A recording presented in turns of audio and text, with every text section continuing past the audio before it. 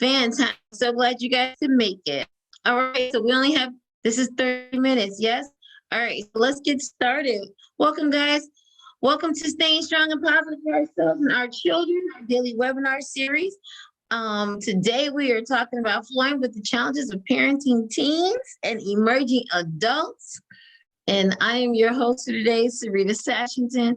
So I'm going to take us through today's conversations. This should be good.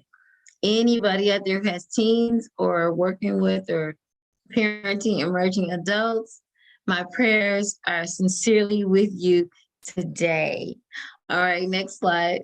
And I just want to say, Jahira is our tech today. So thank you, Jahira, for joining us and for being here and taking good care of me today. So our ways to engage, if you aren't talking, please make sure your phone is on mute. When you're ready to comment, please raise your hand and we'll unmute you. And then, of course, you need to unmute yourself so we can hear you. And please be patient with us. Feel free to type your comments in the group chat. Make sure it's going to all panelists and attendees. All right. Thank you, guys. Next slide. Bum, bum, bum, bum, bum, ba-dum, bum, bum, ba-dum, ba-dum, bum, ba-dum. All right, our agreements.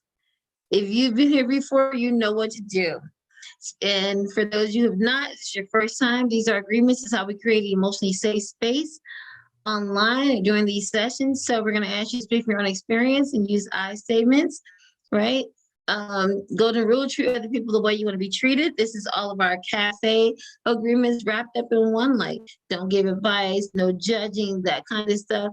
And then full presence, please, no multitasking. We know that you can do a whole lot of stuff while you're on Zoom, but we're going to ask you while you're here, just be fully in the conversation so you can get what you need, okay? And if you need a minute, take a minute. We are not the police. If you get a little emotional or whatever, got to do a potty round, whatever it is. If you need a minute, take a minute. Okay, do we all agree to these agreements? I see some agreements coming through. Fantastic. I see some people agreeing. Yay, all right, the agreements are coming through. Fantastic. All right, I feel much better. Great. Fantastic. All right. Yay. All right, so today is really going to be a lot about conversation. So I hope that you guys are ready to join me. And if you would like to, raise your hand, you want to come on camera and talk with me, I love it. Just, raise your hand and then Jahira will put you through to hang out with me. And if not, just drop your questions in the chat, your answers in the chat, and we'll do them as we go through the day, okay? All right, so our first question, and I'm going to share the answers to, for me to these questions while you put yours in the chat, and then I'll read some of them as they come through, okay? So what is it about parenting your teenager or emerging adult that brings you joy? And I will say, okay, jokingly, the thing that brings me joy about parenting my teenager, okay, so for a long time, no judgment, right? Because that's one of our cafe agreements, no judgment. So for a long time,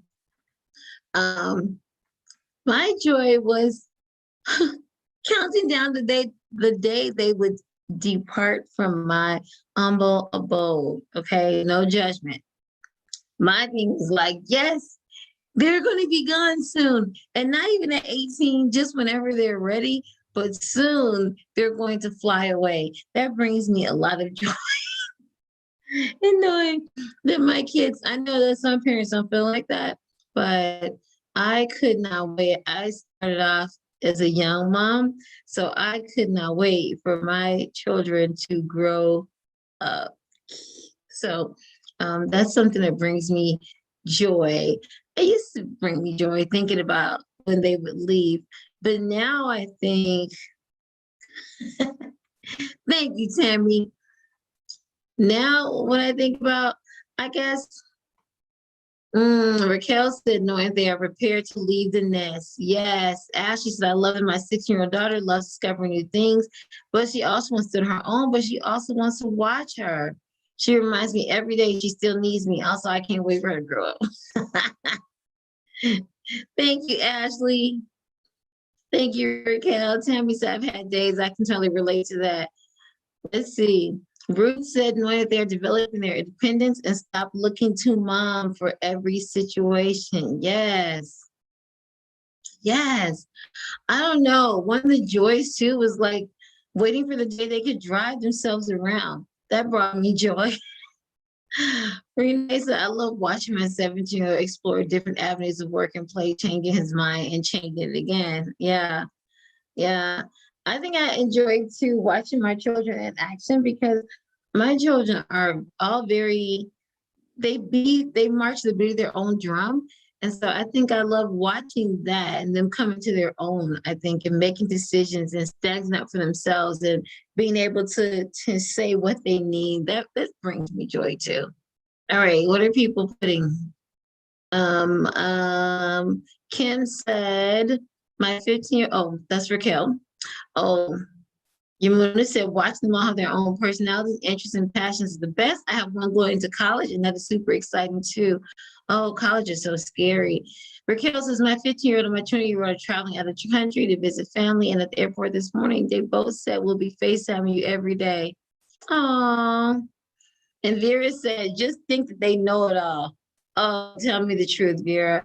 Tammy said, I enjoy hanging out with my 22-year-old daughter. She makes me laugh every day. We talk about everything. She has grown from that best friend. Oh my God, Tammy, I feel like that too. Like, I feel like that's another part of the joy is like, I'm glad that my children have moved from being my children to being able to be, that we're in the friend space now at 31, 25, and 28. 28 and 26. Yeah. At any rate, I'm grateful for that, for the friendship moments. All right, so what's our next question?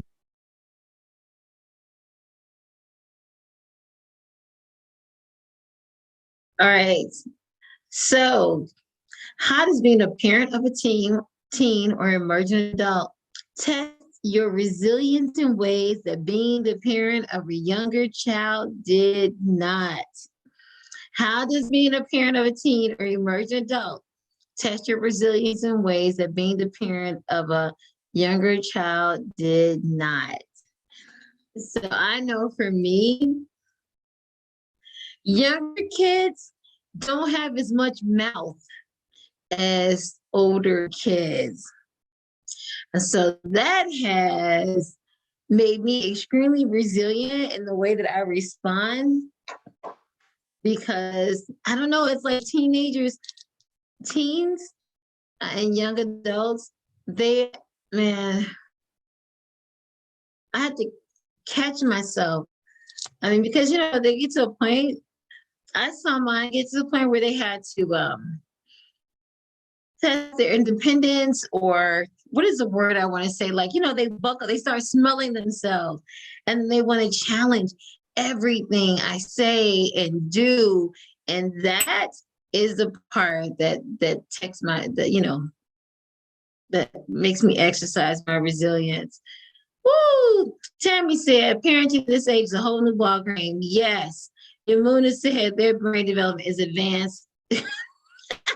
Sarita broke it down his mouth. Yes. Raquel said, I totally agree, Sarita. My 15-year-old feels she should be able to do some of the things the 20-year-old can now do. Yes. Tammy says, it's really hard to step back and let them make their own mistakes. I like it better when I can control their whole world. Come on. Oh, that is the best, being able to control their whole world. And then when they get to that age, it's like, what? Renee said, my 17-year-old is growing into a mind of his own. I have to support him in healthy ways. Sandra, their lack of a filter is very trying. I have to take a deep breath before responding to them. Tell the truth. Tammy said, oh yes, my 28 daughter still challenges everything I say. Dana said, it forced me to think about what my parenting is and what I want it to be. I always ask myself, what is the lesson here? And try to stick with that point and not focus on the attitude. Yes, that right there. Ashley said, it challenges me on everything. I have to bite my tongue every minute of the day. Yes. Tammy, when I controlled what, where, who they were exposed to, gave me more. Definitely. Oh my gosh. These are some great conversations happening. I was telling Jahira as we were waiting, she said, "Oh my God, we have 88 people signed up for today." And, I haven't seen that in a while. And I'm like, it's because they all want to know how not to kill their kids. That in itself is a community. Okay. I'm just saying that in itself is a community, how not to kill your kids as young adults. So, uh, all right. So, what's our next question? How do you pick and choose your battles as a parent of a teen or emerging adult? How do you pick and choose your battles as a parent of a teen or emerging adult? Okay, so I'm just going to say for this one, I don't know who it was, but one of my parents told me to choose my battles, right? I remember that. And I felt like my daughter, my oldest, who is the my practice baby, I feel well, we get a choice.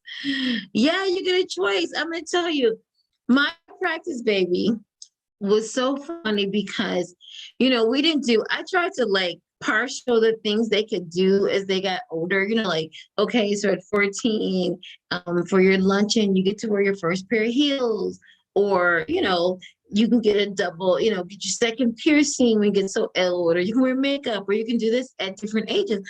And I remember my oldest, when she got like 18 or 19 or something like that, I came in the house and this chick had gotten her tongue pierced, right? So I said, "Is her tongue pierced?" And I came in and she did her tongue like this. And she's like, "Look, mom." I wanted to jump across the table and just strangle her. And then I was like, "Oh, let me know how that works out for you." And then that's what I said to her, "Let me know how that works out for you." And then I went in my room and I was like, "What?" This is me. Why would she do that? Why would she? And then, you know what? Because I did not do all the things that in my mind I wanted to do, the next day, where that tongue piercing was? It was like on the desk next to her, well, on my desk. If I had a raised sand, she would have kept that stupid tongue piercing. She just would have kept it. So I, I, how do I choose my battles? I'm like, is this serious? Is she going to die from it? Or if she isn't going to die from it, isn't going to hurt her or anybody else? And I don't know. I I hear some of you guys saying we get a choice. We always get a choice. Um, let's see. What are you guys saying? I thought my kids. Let's see. Danny said, "Will we get a choice?" Yes. Ashley said, "Depends on my mood mostly, but 100% I'm responsible for keeping her safe. I understand her brain isn't fully developed yet, and she sometimes lacks judgment." Ruth said, "Do I have to?" Tammy, so important to choose my battles, and they changed each year. When they were teens, I didn't budge on safety issues, but would be more flexible with other things. Now they're older, I feel like I have to choose very few battles. It's more important to me to have peace than to win. Yes, agreed, Tammy. Renee said, "Oh boy, I just realized both my 17 and 20-year-old have been told from childhood that anything they want, pierced or tattooed, they wait until 18. My eldest son waited, and he is the most rebellious. But of course, they have broken rules. But I've always had conversations rather than just plain rules. Facts. It's all about the lesson. Sometimes the lesson needs to be taught through direct guidance. Sometimes the lesson needs to be learned through direct experience. So pick and choose the battles based on that. Thanks, Tandra. Yamuna says, "Is it going to harm them?" That is my go-to as well when determining how I respond versus react. Adrian said, "Facts are good. All good things. All good ways to choose." Okay, what's our next question? How does dealing with the teen or emerging adult make you second guess yourself as a parent or as a person or as a parent, and what do you do about it? How does dealing with a teen or emerging adult make you second guess yourself as a person or as a parent, and what do you do about it? So while you guys are writing your answers, I'm gonna think about, you know what? I thought about myself. I thought about my daughter was a teen mom, and I remember thinking to myself, like, what did I do wrong? How did I mess up? What could I have done differently? And then I thought about my own parents, my own situation, and I was a stay-home mom, and I thought about my parents did everything right. I mean, yeah, my mom was a little, I don't know, straight laced, but she put everything in front of me that I needed to make good decisions, and I still made my own decisions at some point as a young adult, even though my mom had given me everything she needed to help me make good decisions. And so I don't know. That's what I think about. I think about, like, nope, I, you know, did I do this? Was I really this way, or did I really mess up, or is this them making their own decisions? So what are you guys saying in the chat? I try to think of what would I tell my teenage self that would have actually stuck with me. Realizing mistakes I made me who I am. And Ashley said, I feel like I always have to think of myself as a teen, but make a decision as an adult. Sometimes it's hard because I'm only 17 years older than her. Yeah, yeah, that's real, Ashley. Because that's what I did too. I thought about, like, oh, all the stuff that my parents had done, and then realized, like, no, at some point they have to make their own decisions, and they do make their own decisions. Does that make me a bad parent? No, it just makes me a parent. Just makes me a parent.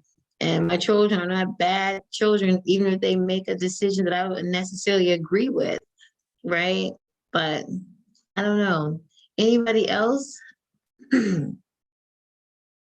Ruth said, I have the habit of telling my child what to do until she stopped me when she said I never asked her how she felt, but just went off on her. That was the aha moment for me. Yeah, that's a good one. I mean, I feel like too, and you guys have what kind of things do you, I guess, for your young adults or for your emerging adults, what kind of things, what kind of boundaries do you set for them? I mean, or what kind of decision-making tools have you given them to be able to make, because they make all kinds of decisions. But what kind of decisions, what kind of, like, tools have you made them to help with decision making? And that's just a roundabout question, but I guess it's an additional question if you think about it. What kind of tools? Adrian said I try to have them look at their future. Yeah. Yeah, me too. I think for me, I always have my kids do, like, I taught them to do the pros and cons. Like, what happens if you make a decision this way? Like, what are your options? And then what happens if you do this? What are the pros and cons of going this direction? What are the pros and cons of going the opposite direction? So those are tools I think that I've given my kids over the years. Because at some point, I became, like, really aware of the fact that when they go to college, oh my God, I won't be there to help them. And they got to be able to make good decisions to get what they need when I'm not there. Danielle says it's really hard for me because my two oldest teens have significant social and emotional delays. So I'm parenting 3 or 4-year-olds and 15 to 16-year-old bodies. Thank you for that. Tammy said, I raised my kids to feel safe to say what's on their mind so long as they aren't mean about it. So I can't be surprised when they actually do it. Renee said, listening without judgment when they do something I don't agree with is difficult, and I catch myself when I do get preachy. Deanne, hey, Deanne. I think I can do better with that because I think they look to me quite a bit for decisions, and I appreciate they respect my opinions and still seek my advice and support, but I do want them to have a little more independence. I like that you said that, Deanne. You do want them to have a little more independence. Adrian said, I use these words, the joy of parenting. I know they will regret their choices. I love that. Ashley said, I love that. How do you foster independence for your young adults or your teens? And Ruth said that she lets them know what decisions they make will affect their future either negatively or positively. Yamuna said, I do question myself sometimes on my own views and why I have those views. The kids constantly challenge me without even knowing they do. I am constantly learning. Yamuna, that is so much truth. Oh my gosh. Sandra said you have to learn when to say no, yes, and when to negotiate. Adrian said I made sure they know how to take care of themselves. Chores, food, money. Yeah, same here. I think somebody said, who is this who said their kids are constantly challenging them? That's so real. I got challenged so much on the respect issue. Does anybody else get like, you know, like I was raised that you give respect, you respect elderly, your elders. Anybody older than you, you should respect them. And then when my daughter came up, she challenged me all the time about respect. Like, you want me to respect these adults, and these adults are cursing at me and saying things to me and or being rude to me, and I'm supposed to respect them. Did anybody else get that respect thing going back and forth? Thank you, oh Tandra. Yeah, she said respect means something different to this generation. Yes. Deanne said, I appreciate the oldest one is working this summer. I do not have to get up about getting her in the morning or showing her to work on time. Yes. Adrian said, yes. Ashley, it's hard to stick with those no's, but I know when I say no, it's for her best interest. Yes, all the time with the respect. Yamuna, literally, respect needs to be given to children too. Exactly. And my daughter would really push me on that. She's like, why is it okay for adults to disrespect children, to disrespect me, but I'm supposed to respect adults all the time? That for me was like, I don't know. You know, as a parent, I remember feeling like, oh, I don't know. Why should she? And then I was just like, no, you're right. Like after an elderly woman pushed her on the on the bus, she was gonna give her seat, and the lady pushed past her and then cussed her out. You know, we had a different conversation. Yamuna said, my oldest daughter came out as Mrs. Independent. The younger one is still working on being independent. She has significant anxiety, panic issues, but COVID really helped her along with being independent because the doctor's offices wouldn't let me go in with her anymore. So she had to actually do it herself. Today, she answered 2 phone calls from her doctor. It's a big deal. Wow. Renee said I actually taught them that if anyone was inappropriate with them to tell me. So that respect is there until the elder person crosses the line. Yes, sometimes respecting comes up. I have to remind them I'm still their mom. Yeah, for me, Tammy, it's not like my daughter didn't have a problem respecting me because I respect my children. However, when she get outside with people, that's when she would have a problem with respect because she feels like it's so true, you know, true to form or truly, it should go back and forth. But for the most part, it's usually, you know, we teach our children to respect elders, and then sometimes the elders don't respect them back. And so I got a lot of pushback on that as a parent. It totally made me rethink some things that I hadn't thought of. So, okay, do we have another question? Okay, this is our last question. What about yourself are you most proud of in your parenting? What about yourself are you most proud of in your parenting?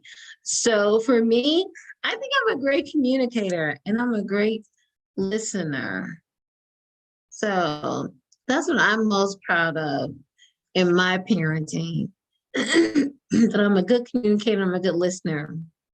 And okay, though, I've raised some really great kids. My kids are like 31, 28, and 26. And I raised some really bomb kids. Like my kids are the bomb. Excuse me. So let's hear, guys. We're almost at the end of our time together. So tell me, what are you proud of? Deanne said, I'm proud that I do have respect overall, good kids who love each other and love their grandparents. Thank you, Deanne. I respect because I have the bomb kids. My kids are the best. My kids are the best. My kids are the best. Yamuna said that I'm mellow and laugh. We are silly, but they know 100% I have their backs. Real talk. Tammy said, I'm proud to see my daughter parenting her children. Makes me feel like I did a lot of things right. Yes. That's real talk. I like this. I like seeing that too. I like seeing my daughter, my parenting show up in my daughter with some of the decisions she makes. As she said, my daughter is really thoughtful. She helps out a lot, and she is also kind to others and herself. Raquel, I agree. My kids, you guys are nuts. Let me see. Excuse me. Raquel, so I agree. My kids know that I'm there for them 100% of the time. Yamuna, do your dance. Reading my kids are the bomb too. Love this life. Renee said instilling values in them and now seeing they make good decisions at this point. I'm a proud mom. Yes, Renee said I'm proud of my communication skills as well. They know they are supported. Yes. Dana said, telling my kids the way I have made mistakes in my relationships and what I would have done differently. But I always tell them if I didn't make those choices, I wouldn't be the person I am today. I ask them, who do they want to be remembered as? What do they want to be known for? Good stuff. Good stuff. Anybody else? You still have time. We got 3 minutes, so you still have time to say what you're proud of as a parent. Dinah said, I have some amazing kids. To be honest, my oldest is 24. Whoa. Wait. Oh, Ashley said, oh, this we have. Look, I've always gotten confidence about my kids. Adrian said, I'm really good at loving and appreciating my children's successes. My daughter took a different path, graduated high school, went to community college, go girl. My son graduated high school. We have great communication. Renee said, my kids are the most loving, kind, and compassionate kids I know. Success. Yes. Good afternoon, Rocio. Yes, and yes. Yes, there are recordings of this. You can catch them on YouTube of today's conversation. So I'm seeing our poll pop up. You take a moment and complete the poll for us. Next slide, Jahira. So I hope you guys enjoyed today's conversation. Don't forget that tomorrow, relationships with Kathy. Wednesday, I'll be back with adolescent development and what it all means to parenting. We're going to have some more great conversations. July 15th, Kathy's going to do Getting Ready to Launch. And then on July 16th, join us for the Parents of Teens and Emerging Adult Cafe. It is a regular parent cafe, but we're going to have questions from our Parents of Teens and Emerging Adults deck. So you don't want to miss that. This was just a taste. This week, these conversations are just a taste of what's going to happen in the cafe. So if you want to experience a cafe, get a taste of an actual cafe, join us for that particular one on Friday. Okay. I'm so glad you guys had a great time. I always have a great time with all of you. Thanks so much for joining us.